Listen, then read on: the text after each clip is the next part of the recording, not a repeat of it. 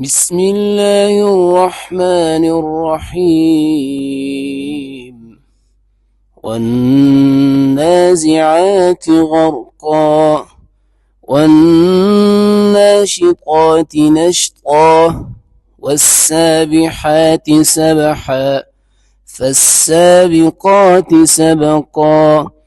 فالمدبرات أمرا يوم ترجف الراجفة تتبعها الرادفة قلوب يومئذ واجفة أبصارها خاشعة يقولون أئنا لمردودون في الحافرة أئذا كنا عظاما نخرة قالوا تلك إذا كرة خاسرة فإنما هي زجرة واحدة فإذا هم بالساهرة هل أتاك حديث موسى إذ ناداه ربه بالوادي المقدس طوى اذهب إلى فرعون إنه طغى فقل هل لك إلى أن تزكى وأهديك إلى ربك فتخشى فأراه الآية الكبرى فكذب وعصى ثم أدبر يسعى فحشر فنادى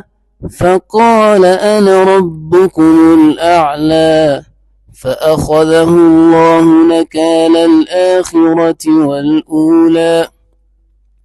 إن في ذلك لعبرة لمن يخشى أأنتم أشد خلقا أم السماء بناها رفع سمكها فسواها وأغطش ليلها وأخرج ضحاها والأرض بعد ذلك دحاها أخرج منها ماءها ومرعاها والجبال أرساها متاعا لكم ولأنعامكم فإذا جاءت الطامة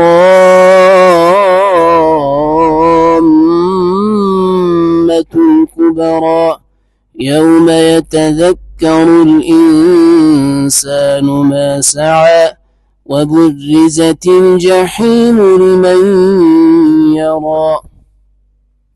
فأما من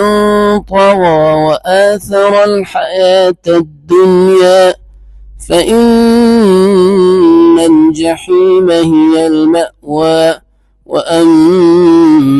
من خاف مقام ربه ونهى النفس عن الهوى فإن الجنة هي المأوى يسألونك عن الساعة أيان مرساها فيما أنت من ذكراها إلى ربك منتهاها إنما أنت منذر من يخشاها كأنهم يوم يرونها لم يلبثوا إلا عشية أو ضحاها.